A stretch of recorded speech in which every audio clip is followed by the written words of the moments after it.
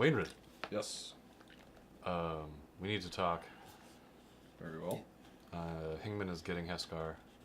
All right. Well, I presume that they found something interesting about what we found with Jorj. well, let's get to it then. And I go knock on Heskey's door. Yeah. Hey, me again. Hey. I kind of. Give me a minute or two. Hey, I gotta fix that squeak. Hey, what's up? you talking about the door or my voice? Anyway, I just talked to Knox, and he'd like to have a discussion with all of us about about the ruby, about what we found. All right. All right, let's go. Yeah, I follow him. So we go meet up with the dudes. So, shall we update Wainwright? I like stop for a second, and then I quick shut my door. Oh, that good little thing. shit. Good thing. Yeah, as you close up behind you, a loud, solid from the door as the specific lock engages, and you guys make your way into the chapel area where you can hear their voices spilling out, and the morning light is shining in from some of the windows up near the ceiling, and you just see the two figures, one in dark leathers and one in a dark cloak and bright mithril armor, just standing in the chapel talking to each other. Yeah, that armor looks great. I'm happy to help you get that. Well, thanks, man. It fits you. I will get that gold back to you ASAP. Honestly, By it's the way, not- I need it's an your actual- prerogative. I'm not good at just eyeballing it. I need to know how my big. fingy? Yeah, and it's weird because I'm walking and trying to measure his finger as we're walking up, and it looks really weird as we're walking. My right middle finger in honor of our Yeah, I just look. last real meeting. All right, I got it. I just kind of scratch something on a really loose piece of parchment. Oh hey, just what's up? Well met. So, shall we get the information that we have found out about this ruby? Figure it Does out. Wainwright know about the ruby? Did we show him at all? No, he doesn't know. Oh. All right, so, Wainwright. Yes. Knox was outside with me before I dealt with George's remains.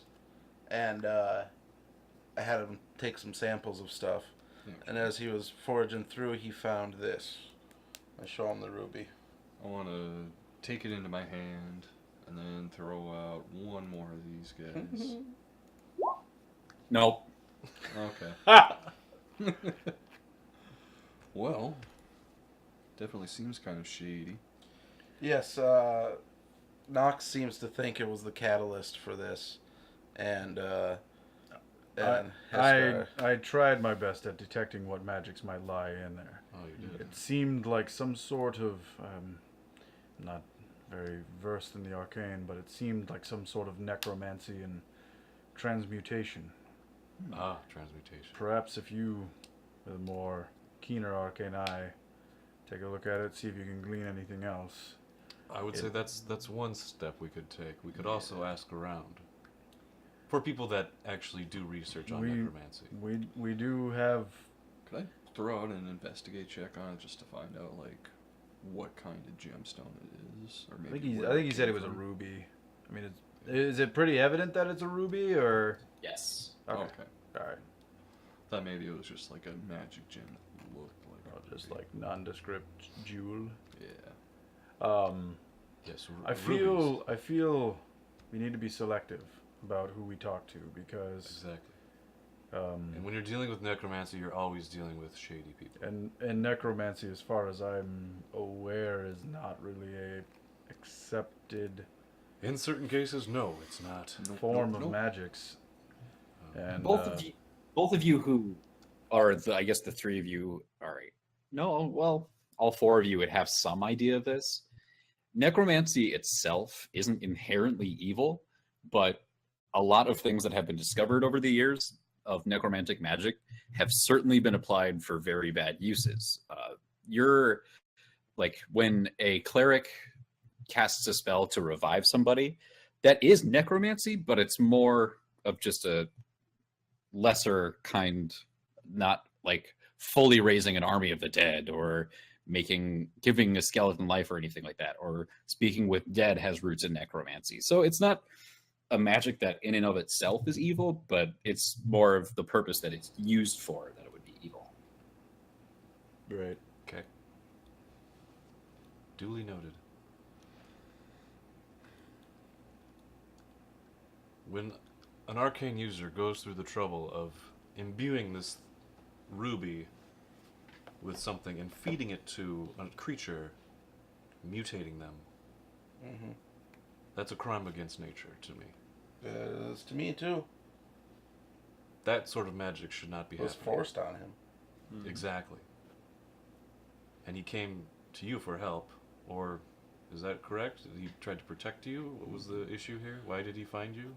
He found me because the red man implanted in his head that I was I didn't want him and I was disloyal to him and all that stuff. So I think he came after me for that because he was mad about that. I think.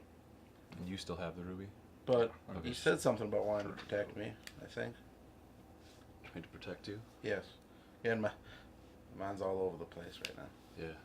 But from what I remember, that's what he said. We should be cautious who we talk to about this, but I can try my hardest to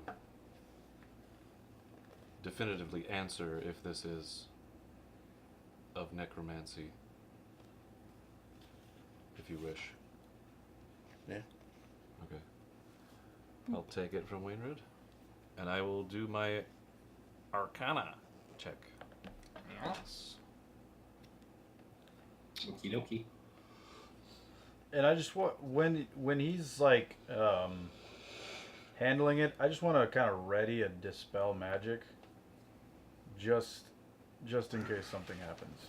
So I pop out my focus dagger, and I kind of wave it over the ruby, trying my hardest to discern exactly what this thing was meant to do. And my hand's just kind of like resting on my hammer with the symbol on it. And as you wave your dagger over it, the ruby kind of glows as if like something would under a black light.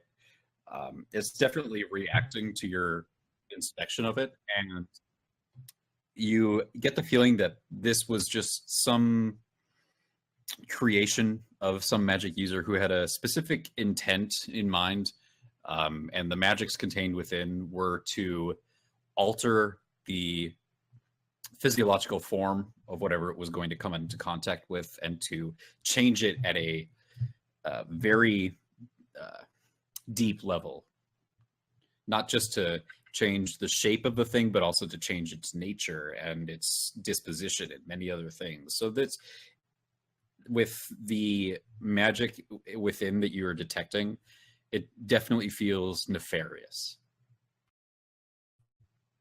And with Heskar's relaying of the information that he found last night of the transmutation and the necromancy, both of those things are like you can with this inspection you can say, yep, definitely some necromancy involved and definitely some transmutation involved.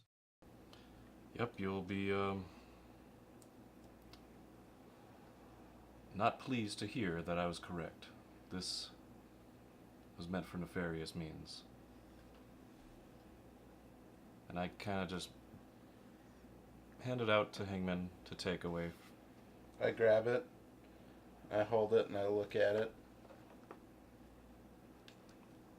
And say under my breath, that bastard. And then I clench it in my hand, and then I move and put it back down in my pocket. So Heskar was correct. That is a combination of magics that put together created that abomination. What do you think we should do with it? Well, It should be destroyed. I feel like Should we do it now, or should we keep it around. Sooner probably better than later. Well, at the very least, if we, I mean, we don't know anybody firsthand that's better at arcane research or Necromancy. necromancy, even. I feel, reaching out to, the guild would be prudent, but I don't know kind of their stances on that. And, I mean, this red man. Yeah, do we put a bounty on the red man? Well, I think what we do is relay the information we have to the guild and seek their counsel on what to do. well, What do you say, Wainwright? I'm yawning. if It is early. it is early in the morning. Well, if it changes people just through contact, I think it's safest to destroy it as soon as we can. Rather than let it take hold. You guys recall just basically that the last time you had brought something to the guild for them to sort of inspect or to give you further guidance in this way, they just pointed you in the direction of a different person who could help you. So you get the feeling that they probably won't have any answers per se, but they might be able to point you in the direction of somebody else that might. So you guys have made other connections and met other people in your time that might be able to help you more than the guild could.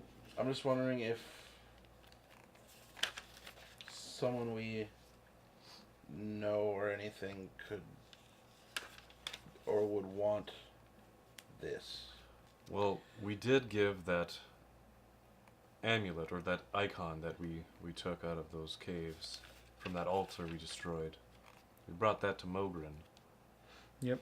Um, So maybe we should bring possibly I could use a sending spell and tell Mogren about this. We should. I think that should be our first course of action. Well, what say everybody else? We could take this upon ourselves. Well, we need to follow up on that, The idol. the idol, because it's been a couple of months since we've given that to him, and we haven't had any word on that. And I feel, that's at the very least something to check in on. So we do that. We should relay the message about. Just basically relay what happened to him and what we've already uncovered about this stone. Yeah. Tell him the circumstances of which we came upon it and whatnot. So would you like me to cast sending? Yes. Well, could I ask Wilson if we crushed up this ruby, could I use it as components to cast the spell? Because that's what it takes for sending. Or like 50 gold. One second. A short piece of fine copper wire. I'm sure that. That's message. As I'm a- casting sending. I think sending is different. Yep. I'm seeing here material is a short piece of fine copper wire. Yeah, Okay. I have that. That's fine. Yeah, and as a practitioner of magic, you would probably have those kind of components already on hand, or at least you would already have them somewhere where you could access them. Alright, so what should I say? I mean, Swiggity swooty, I'm coming for that booty. Okay. I'll ask others. I think you should ask Mogren what the status is on the idol, and I have to what's- use 25 words or less. what city was he in? Ever something? Everland? No. Yeah, If we you- have a map. 25 words? Look at the map, I will. because Map he's of in Elador. Elador.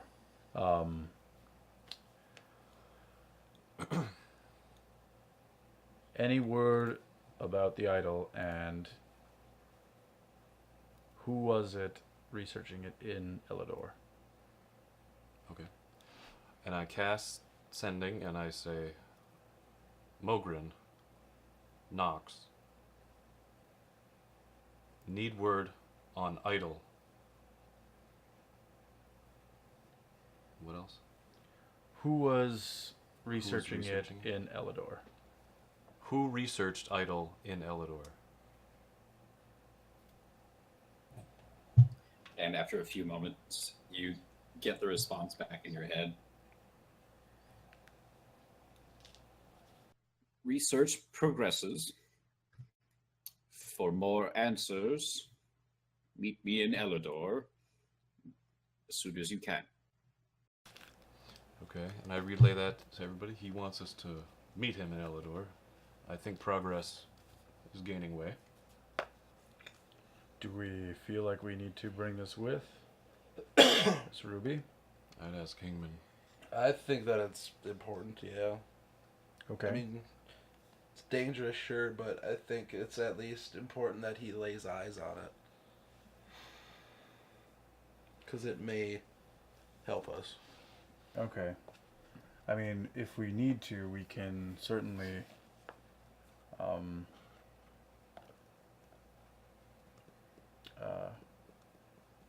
set precautions when carrying it.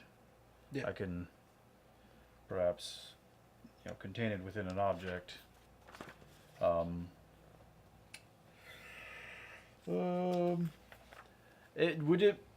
Would you say how long would you say it would take me to make like just a small box big enough to kind of contain that? Nothing like super fancy about the box itself. Just kind of like a hinged sort of box. Probably just about a day to fashion everything, put it together, and make the completed object. Okay. If you give me time, I'll make sure that this thing is safe for travel, and on the off chance that somebody tries to take it without our permission, they'll be sorry. Oh, okay. Have at it. Okay. What I was gonna do, Wilson, was I was just gonna make that box and then do a glyph of warding on it, and so it would be like an explosive rune. And That sounds badass. I would make it a fire. Do fire damage. And with Glyph of Warding, you can set a condition for it to not go off. And I think I'll have that be.